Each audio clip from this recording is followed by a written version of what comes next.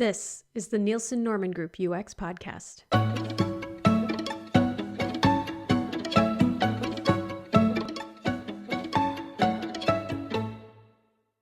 Like any other industry, UX has its ebbs and flows. New technologies bring lots of excitement and promise, and new problems bring a lot of uncertainty and trepidation. There is, however, one corner of the UX world that stays steadfast in its dedication to fun: games. Games are powerful in how they enable us to travel to new worlds, try new things, learn new skills, and even build better relationships with the people we care about. Working in gaming might sound like, well, fun and games, and it is, but there is more to gaming than meets the eye or the screen. To give us a glimpse behind the curtain, we spoke with Steve Bromley. Steve is a games user researcher who spent much of his life writing about UX and games and how to grow as a researcher in the space. In this episode, Steve tells us a bit about how he got into the games industry, what makes game interfaces different from conventional user interfaces, and how teams should think about gaming and gamification in order to make better design decisions. Steve, welcome to the show.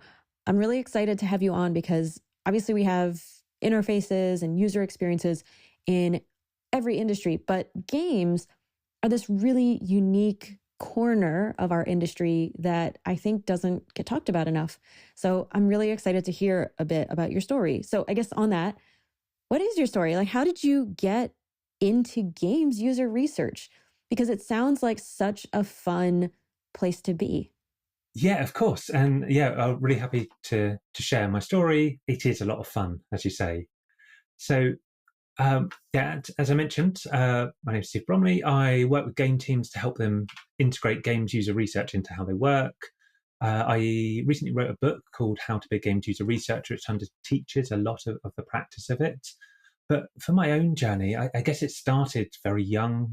Like many people working in games, it's a passion industry. People do play games since they were young and get hooked into the idea of gaming, and it builds from there. When I was in my teens, I worked on mods for the game Quake. Mods are fan-made like expansions or fan-made add-ons to existing games. And then that was it. I thought, it's time to grow up, time to get a proper job, go and work in a bank or insurance, something like that. I was very lucky that I ended up at a university just discovering that games user research was a thing. One of the lecturers at Sussex University had a lab, an incubator lab, which was working with industry to start to encourage usability testing in games and game user research more broadly. And both through that lab, I got some experience of actually working with some game studios during my academic work, doing my master's. I also, because I realized this was a thing and a thing you could do, started reaching out to indie developers to say, I'm really interested in games user research. I'd like to help out. Can I review your game? Can I spot some usability issues? Can I help? All of that kind of coalesced into my first real job in the industry. I was very lucky enough to join PlayStation's user research team in Europe. I joined as a junior researcher, and in my time there, got to learn and grow from their experienced team, eventually leading research studies for big titles like Horizon Zero Dawn, for their PlayStation VR games and the hardware, and then just for fun things like SingStar, the singing game, Little Big Planet, a huge variety of titles. It's been really nice. And I'm really lucky that I've been able to continue that experience of working with game teams ever since. Wow. Okay. So basically, you fell in love with games when you're younger. You find this way to contribute to the games industry in the form of, mods, right, toward that particular game. And now you've gone on to find a way to make a living, like making games better. It sounds like the ultimate dream job. That's amazing. So thinking back to what you thought working in gaming would be like, compared to now, how you perceived the job then, how did reality hold up to those expectations? Yeah, great topic. And as you mentioned earlier, it is a lot of fun. I guess people's imagination of what working games would be like is you play games all day and you're just hanging out and sitting on a sofa and giving feedback on games. It's not exactly like that, as you can imagine. It is a real job. You are doing real user research work. So all the things that a user researcher would normally do, we're doing that. But it has some pros, some things that make it great. It also has some cons. I'll mention them too. I guess the overarching positive, the pro about it is a passion industry. Everyone is there because they care about games, because they've actively decided that they like games and they want to work with games. And you see that in a couple of ways, both with the passion of your stakeholders and the colleagues that you work with, but also actually as a researcher, you see that in your research sessions. I imagine if you're working for an insurance company and you're bringing in a participant to test a new flow for signing up for insurance, the person's there because they're being paid some money, and it's not, obviously they'll have an all right time, but it's not the most exciting thing they're going to do that day or that week. In contrast, when you're bringing in a gamer who loves the previous games in the series, they're coming in to play a game that hadn't been announced and they're super excited about, that is a really positive energy. That's probably the most exciting thing that participant will be doing that month or that year. And that energy just comes through. Because of that, it is an industry that people are very excited, enthusiastic about. You see a lot of people consider it also as career switching. So after they've become disillusioned with working in other industries, they think, okay, I want to do something I care about, and I care about games. So obviously there's a lot of positives about working in games, but it's not all good news, and there are some downsides compared to other industries. I guess the flip side of it being a passion industry is because of that, often you'll be paid less for working in games than you would if you were working in insurance or banking, or especially less than big tech if you're going to go to Facebook or Twitter, because they know that people want to work in that industry. They can charge less for user research services, for example. Another challenge that is very interesting is game development is quite a unique project management environment as well. They often have very set launch dates where we know this has to come out at Christmas 2023, for example. And because of the excessive marketing spend, there's no way that date's going to slip. It has to hit that date.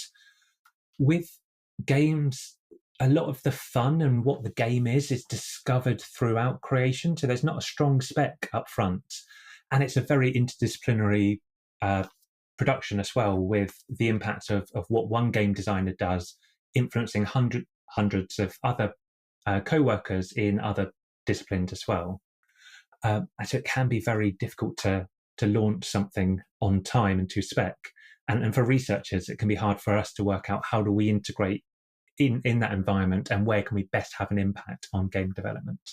Yeah, I bet that's incredibly challenging. Like, not only are you working on these unforgiving timelines, but you also have to deliver really high quality, right? Because you're releasing this game to a very expectant public. And also, by the way, do this with hundreds of coworkers who are simultaneously making changes that are impacting your changes. Like, that's a really challenging environment to be working within. And when I say unforgiving, like, I imagine that release date is pretty significant in the gaming world, right? Because you have these big games, they're often released either on the holidays or, released on the holidays or released any other time, really doesn't matter. But the point is, people put this date in their calendar and possibly are buying these games for other people. So it seems like this process is pretty heavily dependent on the dates that do get set. That's very true. And because that is when all the marketing goes, the success or failure of that game is based on the quality of it on that launch day. It's unlike some of the techniques you'd use in other sorts of tech of let's release an MVP and slowly build from there, won't work in that kind of marketing heavy hit release driven environment. And so, yes, it is challenging to apply typical user research approaches to what we do in games. Yeah, so I guess related to that, the user research process being pretty different, in games compared to, say, conventional interfaces. What are some of those differences? Like, is it certain methods that you gravitate to a bit more, or is it the criteria, like the criteria that you use to evaluate them is different? Yes. So I guess the most basic method that I think has got a high level of engagement and involvement in games user research is just standard usability testing. That's, as you know, as a user researcher, one of the easiest for teams to understand and to see the value of. And so that application of, do players understand it? Do they know where they're meant to go? Do they know what they're meant to do? Is reasonably easy to apply to a gaming setting. However, there are also unique objectives for games that I don't see in other sorts of tech that require some nuance or some thinking how to address. As you mentioned earlier, it is a creative process. And so part of what we're trying to do is create a specific emotional response or find something that's fun. And discovering and measuring fun and comparing fun is quite a messy research challenge. Obviously, it feels quite quantity, so you might fall to doing surveys or benchmarking different experiences against each other. But a lot of the nuance about what makes something fun and what makes something not fun won't come out in a survey. So it leads to a lot of mixed method studies of combining surveys with observation of people playing, interviews, those type of things. One of the more significant differences I see, though, and perhaps an area of growth for games in the future, is outside of games, as you know, there's a huge amount of value in discovery research, understanding user needs, understanding opportunities, reframing like the problems that they have as, here's some software we're going to make to fix those problems. Because games are a creative medium, there's also a lot of cultural understanding that it's art, and how do you apply discovery research to the field of art? If you were painting the Mona Lisa, what discovery research would you want to do before you painted the discovery research? It's not immediately clear how that applies. I don't think it's not possible.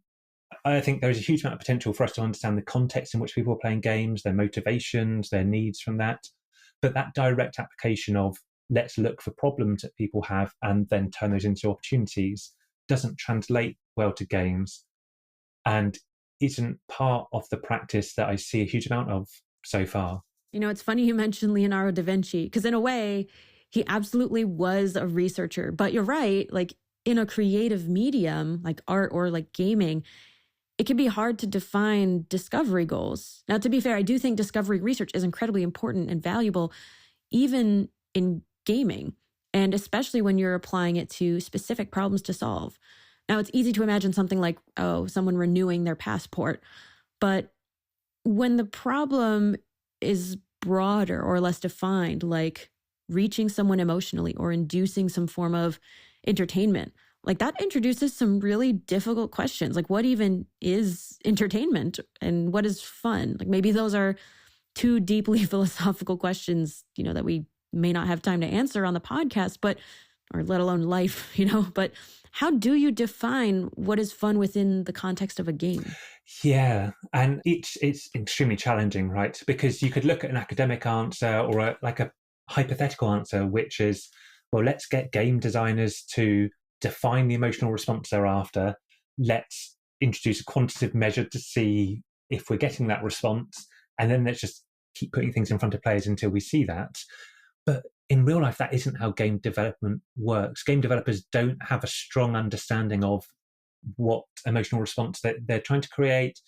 A lot of it is just found through looking at player reactions, looking out for interesting things, and then saying, okay, cool, I like that thing. Let's make more of that happen. So it's not a thing that's easy to put down on paper or easy to define.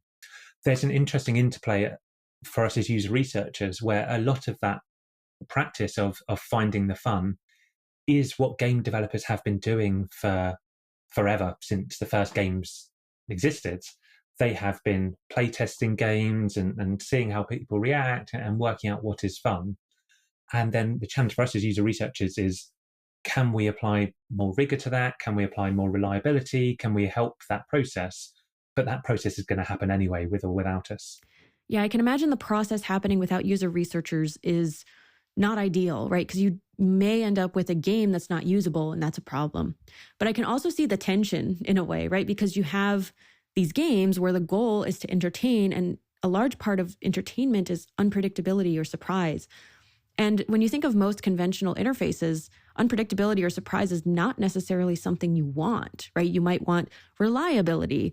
You don't want bugginess. And so, the same holds true for games, obviously, but there does seem to be this tension between ease of use and like intentional difficulty. Like what comes to mind is like soccer or the game of football, as literally everyone else but the US calls it. But basically, football, soccer is fun because you have this ridiculous constraint, which is you can't touch the ball with your hands. That makes the game so much more interesting compared to a game where you can kick, use your hands, do whatever you want, right? That constraint makes it a challenge. So how do you negotiate the balance between ease and challenge? I think that's a really nice question. So obviously there is a place for consistency and heuristics and best practice. Primarily that's often on the interaction and the interface level, where you want players to be able to see what's happening, to understand how to interact with the thing. And so there are, as I'm sure you're aware, heuristics around interfaces and about how to interact with the world. Some of the work that I did when I was at PlayStation was, and one of the unique things about games as well, I think, is you do encounter new interaction methods reasonably frequently. So new technology like virtual reality, like augmented reality, like motion gaming, if you remember when Wii was big a while ago. These are interaction methods that aren't defined, and part of what we're doing as user researchers is working out what are those standards, what are those conventions, and how should people interact with the world through these mediums. Beyond that interface level, though, I think it becomes a lot messier, and I have yet to see a set of heuristics or best practices that really get at that deeper game design level, because a lot of it is, as you alluded to, surprise and discovered on the way, and novelty is also a factor for what makes a game good. The core root of the game design behind the interface often doesn't fit well with heuristics or best practice, and as user researchers, again, become tremendously challenging. We need to spend a lot of time with our game designers, understand their vision, and then often just freestyle methods of, okay, how can we evaluate if this is meeting the emotional or goals that you want from your experience? So yeah, creativity is an important part for both researchers as well as game designers. This kind of reminds me of this age-old question, which is like, how do you know you've done enough, quote unquote, UX, right? Like, obviously there are heuristics, like Jacob Nielsen's usability heuristics, which if you follow them, generally speaking, you're going to make better design decisions. And that's what makes them so excellent and valuable. And I know there are heuristics related to games, I'm sure, specific ones. But what is a hard truth to swallow for any designer in any industry is the fact that, good designs can't really be made by checking a series of boxes. Like, even with these heuristics, it's not like there's a clear-cut formula to follow. Like, you can't just sprinkle 25 milligrams of surprise and 100 milligrams of difficult. Like, there isn't a magic formula. A good design, requires you to develop this sense of creativity and critical thinking and to use that. And if you want to have that emotional connection that you're striving for, in many ways, it's a lot like building a real life relationship, right? You want to build this empathetic connection, then surveys, they only get you so far. And the observational methods that you mentioned can really help you connect on that deeper level and learn more about what might be driving someone to play these games in the first place. And unlocking that knowledge can probably help you boost engagement or interest. I think that's a really good point, yes. So this is sort of leading me to another question, which is about gamification. I'm sure we have listeners here who are not working in the gaming space, but are looking to use gaming principles as a way to boost engagement. Like, obviously, gamification has some merit, which is why there are highly successful examples out there. But there do seem to be some pitfalls in not implementing these techniques correctly. What do you think are some common mistakes that people make or misconceptions that people have with gamification? I think you're exactly right. There can be some pitfalls, and there can be some naive implementations that don't result in that behavioral change you're trying to achieve from gamification. There's a lot of prior research and best practice around players' motivation, both from the game industry, that looks at, okay, some players are trying to be competitive, some have coming from a social angle, some are exploring and wanting to see the variety of experiences. And I think what I've observed is sometimes teams just take those motivations, think, oh, okay, that means we'll just add a leaderboard or we'll just add badges, and then apply those to the software that they're working on. What they've missed there is the actual game itself. Just having those aspects around that do often feature in games, but they aren't the core game experience, doesn't make a game. No game is just the badges or just the leaderboards. You still need that core loop of, I'm doing a fun thing, I'm getting a reaction that I understand, I feel like I'm growing, that a lot of games are based around. There's a really nice book called A Theory of Fun for Game Design by Raf Costa. And his theory about what fun is its idea of hitting a challenge, not being able to overcome the challenge, learning something new, then applying your learning to do something you couldn't do before. And I think that might well be the root of what's fun. And a lot of these experiences are missing that core loop of, okay, where is the challenge and where am I growing and how am I advancing from that? Now, it's not impossible to apply that gamified experiences and learnings from games to apps and traditional software. A really good example is Duolingo, which, yes, it has leaderboards, yes, it has badges, but behind all of that, it does have that core loop of growth and being able to do things you couldn't do yesterday and feeling like you are being challenged and you're overcoming that challenge. And I think that's what a lot of software is missing. They see the badges, they see the leaderboards, they think just put that on, with missing the actual core loop of what makes games fun. My recommendation, I guess, to teams who are working on other types of software but looking to understand how to gamify it or how to make it more fun, is this is an experimental and iterative process. There's a lot of techniques from game design or from game user research to find the fun through prototyping, iteratively assessing, is that prototype landing? Are people understanding it? Are they able to do it? Are they enjoying it? And then building from that core prototype up to a full experience is probably the more successful approach to go about gamification. It definitely seems like there's this core loop or some deeper motivation to improve or grow yourself as a person or to be better in some shape or form. Like that's what ties together these games and gamified experiences. Like if anything, this sounds like it's even more important to do that than to use the gaming components themselves. Like to achieve that emotional connection is more crucial than the points, badges, and leaderboards, which on their own are probably helpful, but not that helpful, right? So with that said, there's this idea of personal growth. Like, I don't know if I feel a sense of fun by encountering an obstacle like filing taxes.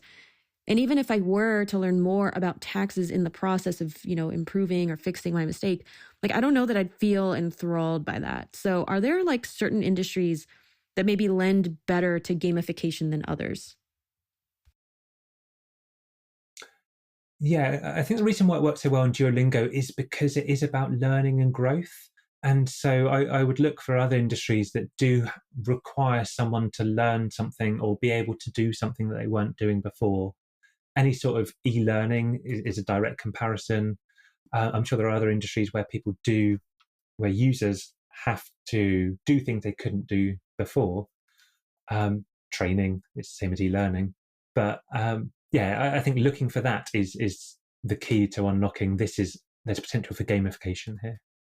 Yeah, I can definitely see the education or learning space to be really an excellent case for using these methods. It's funny, now I mentioned taxes not being fun, but then again, I could see some value in growing like financial literacy or financial savviness, like that being a potential thing that I might find fun or satisfying.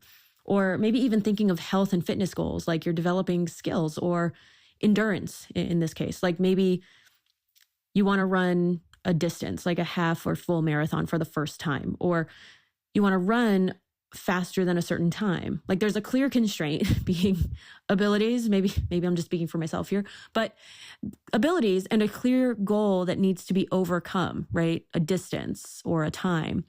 And it seems like being able to center an experience on constraints and goals is often what drives that effective gamification.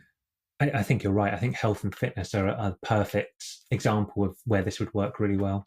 Yeah, it certainly seems like there are plenty of ways to bring gaming into the work that we do, even if we don't personally work in the gaming industry. But let's just say we're thinking about it. Maybe we're interested in transitioning out of our non-gaming industry into gaming. Do you think there are certain experiences that people need to have to make the transition? What advice could you give to those folks looking to make the change? I do. So gaming can be very competitive as an industry. There's a couple of reasons for this. Obviously, a lot of people want to do it. It's very geographically specific. So you have to live in certain areas of the world to be able to do it.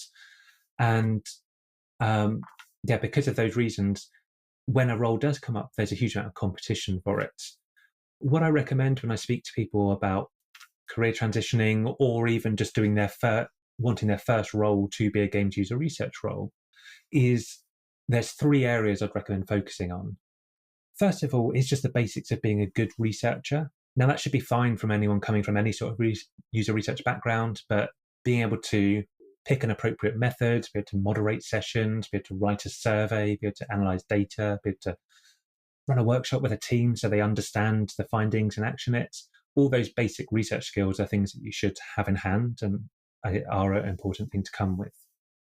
The second one, and the slightly more challenging one, is being comfortable with game development and understanding the process. As we alluded to, because they often have very set launch dates, they work in a very waterfall process, how games are developed. There's the belief inside the industry that game development itself is very bespoke and different to how other types of tech is made. What an interviewer will be looking for is, do you understand that game development process? Do you understand the gates that a game goes through before it's launched? Do you understand what the roles inside game development are, so that you can both appear credible when you're talking to stakeholders and peers, but also so that you can have any sort of impact, so that you can work out when should we be running studies, what should the focus of those studies be, and then after you've run a study, who needs to care about the findings and who can actually do something about it. So understanding game development is very important. For people who haven't worked in games before, there are some avenues for doing that. The Game Development Conference often publish a lot of videos from different disciplines about how their discipline works and what they do, and I'd look there. And also there are good books like A Playful Production Process is the name of quite a good book about how games are made that I'd recommend reading around. Working with indie developers or hobbyist developers to just get some experience of assessing games and presenting results to a game developer. And that can build a lot of credibility and just the understanding that this is a serious candidate for this role, and they understand what game development is and how to have influence in that area. I see. So this kind of goes back to what you said earlier. Like there's this perception of working in the gaming industry as being a bunch of people sitting around in beanbag chairs, playing games, watching other people play games. And it's really a lot more sophisticated than that. Like it's not just being able to think through complex problems, but maybe being excited by that prospect. And it seems like if people want to be taken seriously as a candidate and not just seen as another gamer, then they have to demonstrate that understanding of what game development is really like. And more importantly, demonstrate sincere interest in having a career in this space. So kind of a tricky question, but follow up to that is, how do you indicate that you're serious? Like, and I guess the second question or follow up is being a gamer going to impact your chance? Because on the one hand, I could see the value in having a gaming background, having knowledge about many kinds of games, how they work. But I can also question that. Like, will that backfire? What are your thoughts on that? Yes, that definitely is a thing where hiring managers in games get two sorts of wrong applications. They get wrong applications from people who are just applying to every job in games and have no user research background. And so to do that, you need to have some evidence that you've done a HCI course, or you understand what user research is. You're not just applying to every games job ever. On the other hand, they get applications from user researchers who are applying to every user research job out there. And again, because there's a belief in games that their development process is quite bespoke, those people will be screened out because they haven't showed they have any interest in games. So when applying, I think making it explicit on your CV, you're aware this is a game-specific role, and you've at least put some thought into, do you have any experience or anything you can talk about that shows an interest in games? And being able to show you're a user researcher, which any user research CV should hopefully do, is the way to get through that check. Your question about being a gamer, there's some ways it does help, because if you're doing moderated studies, you're going to be talking to people who play games. They're going to be making references to other games. They're going to say, this is like Diablo, or this is like Halo. And if you don't have those same references, it's harder to both have that conversation or understand what that player is trying to tell you. So it definitely helps to be aware of popular games. I think it's not impossible. You could not play games yourself, but just be interested in games and to know what the references are. But I think it does make the role easier if you've understood game culture as well. Oh, totally. So I guess to put on my ethnographic researcher hat, you're living in that environment. Like, think of it like Jane Goodall and living with monkeys, right? Now, obviously, this is more like you're living with contemporaries, but you're very much in tune with what other players might be interested in, not just because you yourself are interested in it, but because of what you see, right? You're in that gaming culture, and that culture is absolutely something to study, right? There are going to be these social interactions and interests and general life experiences that it really is valuable to live within. I think that's it, yes. Yeah. Well, as we wrap up this episode, do you have any parting words of wisdom or further reading for people who are just peeling back the onion on games user research and maybe want to learn more? Yes, so I'm very enthusiastic about helping people understand games user research, and if they're interested in a career, doing more on that. As I mentioned earlier, I've got a book, How to be a Games User Researcher, but I also, every month, I write some career guidance and career lessons, which are on the website gamesuserresearch.com. So if you were interested in finding jobs, understanding what the job's like, understanding how to convert your own experience, looking at the website gamesuserresearch.com is a good first step. We'll make sure to include those in the episode notes.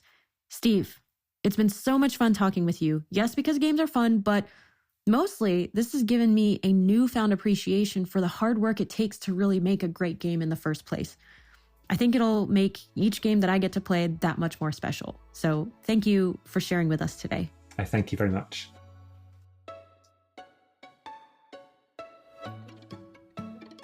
That was Steve Bromley. As promised, you can find links to both his book and other books and websites that we mentioned in the show notes, along with some of our own free published research if you want to learn more about games and gamification. By the way, we talk quite a bit about games and psychology principles in a couple of our UX certification courses, so if you're interested in learning with us, check out the show notes or our website, www.nngroup.com. Finally, one humble request. The best way you can support this podcast is to leave a review and to follow or subscribe on the podcast platform of your choice. Not only does this make me happy as a host, but it also helps us share this knowledge with UXers all around the world. This episode is hosted and produced by me, Therese Fessenden. All audio editing and post-production is by Jonas Zellner. Music is by Tiny Music and Dresden the Flamingo. Thanks for tuning in today. Until next time, remember, keep it simple.